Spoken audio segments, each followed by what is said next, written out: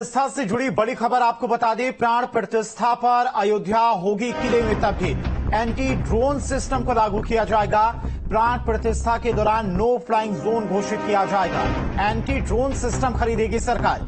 NSG के सहयोग से एंटी ड्रोन सिस्टम को लगाया जाएगा।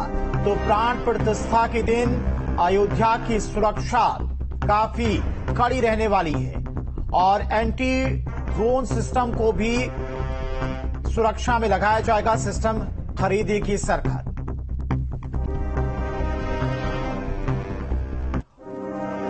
और चलिए अयोध्या से संवाददाता अविनाश सिंह हमारे साथ जुड़ गए इसी खबर पर तमाम और अपडेट और जानकारी के साथ में। अविनाश, 22 जनवरी की तारीख नजदीक आती जा रही है। उत्साह तो लोगों में काफी बढ़ता जा रहा है। श्रद्धालु भी काफी संख्या में, राम भक्त काफी संख्या में अयोध्या पहुंच रहे हैं।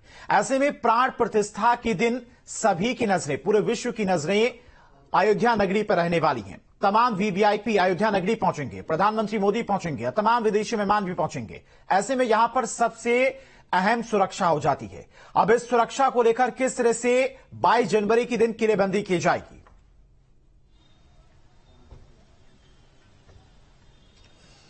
देखिए, सुरक्षा को लेकर सरकार काफी सजग है और देखा जाए तो प्राण प्रतिष्ठा के दौरान अयोध्या में सुरक्षा के अभूतपूर्व इंतजाम देखने को मिलेंगे। और खास तौर पर अगर हम 15 से लेकर 22 जनवरी की बात करें तो इस दौरान अयोध्या अभेद किले में तब्दील हो जाएगी, जहां एक तरफ 10,000 से ज्यादा जो पुलिसकर्मी होंगे उनको तैनात किया जाएगा। साथ में यूपी एटीएस, यूपी एसटीएफ के साथ साथ एसपीजी भी सुरक्षा का कमान संभालेगी। तो वहीं अब किस तरीके से सुरक्षा व्यवस्था को और ज्यादा पुख्ता और ज्यादा बेहतर किया जा सकता है, इसको लेकर लगातार मंथन का दौर जारी है। और उसी कड़ी में अब सरकार ने तय किया है कि प्राण प्रतिष्ठा के दौरान अयोध्या की बात करें तो अयोध्या में एंटी ड्रोन सिस्टम को लगाया जाएगा। और इसके लिए देखिए बाकायदा एनएसजी की मदद ली जाएगी और ऐसा करने वाला यूपी पहला राज्य होगा, चूंकि एंटी ड्रोन सिस्टम को सबसे पहले खरीदना पड़ता है, उसका लाइसेंस होता है और उसके बाद इस सिस्टम को यहां पर लागू किया जाएगा। देखिए, दरअसल अगर हम बात करें तो चूंकि 22 जनवरी को तो मुख्य आयोजन है, लेकिन मेहमानों के आने का सिलसिला वो 16-17 के बाद ही शुरू हो जाएगा, क्योंकि 16 तारीख से जो अनुष्ठान का कार्यक्रम है वो शुरू हो जाएगा।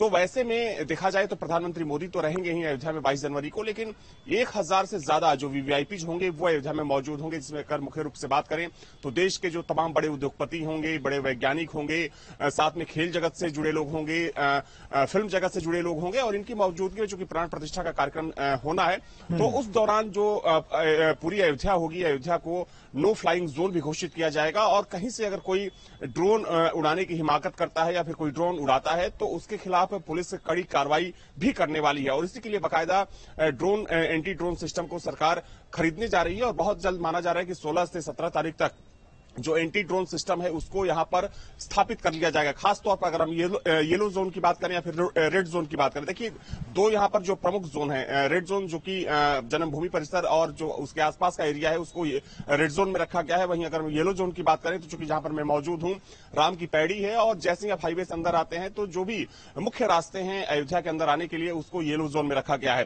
साथ में कई सेक्टर में भी बांटा गया है पूरी अयोध्या को सुरक्षा की दृष्टि से।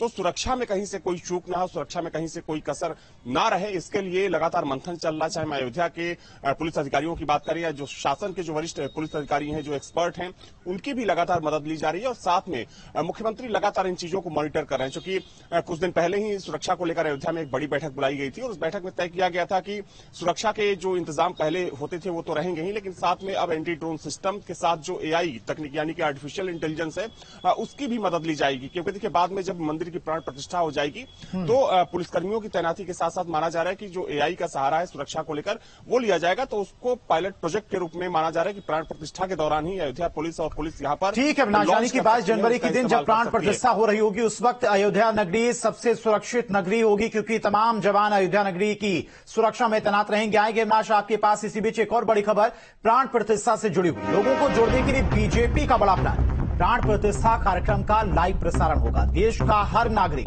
कार्यक्रम का भागीदार होगा। कार्यकर्ता करेंगे बड़ी स्क्रीन की व्यवस्था। पीएम और देश के जाने माने दिग्गज शामिल होंगे और प्राण प्रतिष्ठा का जो कार्यक्रम होगा उसे लोगों को दिखाने के लिए बीजेपी के तमाम जो कार्यकर्ता हैं और पदाधिकारी हैं वो जगह जगह पर बड़ी एलईडी स्क्रीन भी लगाएंगे। अविनाश लगातार हमारे साथ जुड़े हुए हैं अयोध्या से। अविनाश, बीजेपी की तरफ से भी इस प्राण प्रतिष्ठा को लोगों तक पहुंचाने के लिए बड़ी तैयारी करने की भूमिका निभाई जा रही है और तमाम कार्यकर्ताओं को बड़ी जिम्मेदारी भी दी जा रही है कि अपने अपने जिले में बड़ी स्क्रीन लगाकर वहां के जो स्थानीय लोग हैं उन्हें प्राण प्रतिष्ठा का जो कार्यक्रम हो रहा है उसका लाइव प्रसारण दिखाया जाए। बिल्कुल सही कहा आपने। देखिए, प्राण प्रतिष्ठा को लेकर एक बड़ी तैयारी है और उस दौरान न सिर्फ अयोध्या बल्कि पूरा देश राममय होगा। और चूंकि इससे पहले जो 5 लाख गांवों में अक्षत वितरण का जो कार्यक्रम रखा गया है वो भी इसी दृष्टि से रखा गया है कि पहले से ही लोगों को सूचना दे दी जाए। चूंकि अक्षत वितरण का जो कार्यक्रम है उसके साथ एक मैसेज भी दिया जा रहा है कि आप अपने घरों में, अपने मंदिरों में उस दिन बड़ी तैयारी करें, सुंदरकांड का पाठ करें। लेकिन अगर जहां तक सवाल भारतीय जनता पार्टी का है तो न सिर्फ भाजपा बल्कि चाहे हम विहिप की बात करें, विश्व हिंदू परिषद की बात करें या फिर संघ की बात करें, तो ये जो तमाम संगठन है वो प्राण प्रतिष्ठा को लेकर बड़ी तैयारी में जुटे हुए हैं। और चूंकि बीजेपी की तरफ से ये निर्देशित किया गया है, जो स्टेट यूनिट है बीजेपी की यानी कि जो भाजपा यूपी है, कि उसके जो तमाम पदाधिकारी हैं वो प्राण प्रतिष्ठा कार्यक्रम को लेकर जो भी उनके क्षेत्र में जिम्मेदारी मिली हुई है वहां पर वो एलईडी स्क्रीन लगाकर प्राण प्रतिष्ठा के जो पूरा महोत्सव होगा उसको वहां के लोगों को दिखाएं। और देखिए, ना सिर्फ प्राण प्रतिष्ठा के दिन, जब प्राण प्रतिष्ठा अविनाश आएंगे आपके पास। इसी बीच एक और बड़ी खबर, अयोध्या हवाई अड्डे से शुरू होगी उड़ान। 10 जनवरी से उड़ानों का नियमित संचालन होगा। दिल्ली से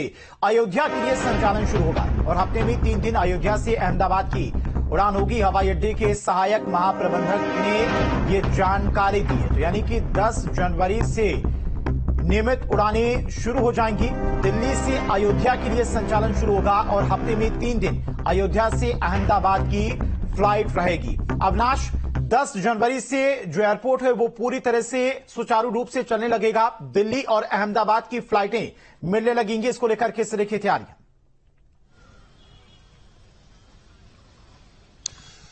देखिए, 30 जनवरी के उद्घाटन के बाद पहली बार कल जो पहली कमर्शियल फ्लाइट थी इंडिगो की वो दिल्ली से अयोध्या पहुंची थी। लेकिन अब चूंकि 3 से 4 दिनों का गैप रखा गया है और 10 तारीख से नियमित तौर पर इसका संचालन शुरू हो जाएगा। 10 तारीख से एक फ्लाइट सीधी होगी अयोध्या से दिल्ली के लिए और दिल्ली से अयोध्या के लिए। हालांकि उसके बाद अहमदाबाद से भी जो फ्लाइट सेवाओं का संचालन है वो शुरू हो जाएगा। हालांकि उसको अभी फिलहाल हफ्ते में 3 दिन के लिए रखा गया है। लेकिन जैसे जैसे श्रद्धालुओं यात्रियों की संख्या बढ़ेगी उसके बाद जो फ्लाइट्स की संख्या है वो बढ़ाई जाएगी। इसके अलावा देखिए, बात करें तो 15 जनवरी से जो मुंबई की फ्लाइट है, एक फ्लाइट यहां से मुंबई जाएगी और एक जो दूसरी फ्लाइट होगी मुंबई से वो अयोध्या पहुंचेगी। तो जैसे जैसे माना जा रहा है कि प्राण प्रतिष्ठा की तारीख पास आती जाएगी या फिर चूंकि प्राण प्रतिष्ठा के दौरान कुछ बंदिशें भी रहेंगी, लेकिन प्राण प्रतिष्ठा खत्म होते ही माना जा रहा है कि करीब करीब 5 से 6 जो बड़े शहर हैं भारत के, वहां से जो नियमित हवाई सेवाएं होंगी वो पूरी तरीके से संचालित होने लगेंगी। देखिए, सबसे महत्वपूर्ण बात यह है कि अयोध्या एयरपोर्ट को जो इंटरनेशनल कोड है वो भी मिल चुका है। यानी कि न सिर्फ देशी उड़ानें बल्कि अगर हम विदेशी उड़ानों की बात करें तो इंटरनेशनल कोड मिलने के बाद जो विदेशी उड़ानें हैं उनके संचालन का रास्ता भी पूरी तरीके से साफ हो चुका है। तो ये एक बड़ी उपलब्धि है कि 30 दिसंबर को ही इसका उद्घाटन हुआ था और उसके बाद जिस तरीके से यहां पर हवाई सेवाओं का जो संचालन है वो शुरू हो रहा है, निश्चित तौर पर श्रद्धालुओं के लिए खुशखबरी है। जो लोग अयोध्या आना चाहते हैं, जो देश के किसी दूसरे कोने में है और उन्हें आने में ज्यादा समय लगता है, तो जाहिर सी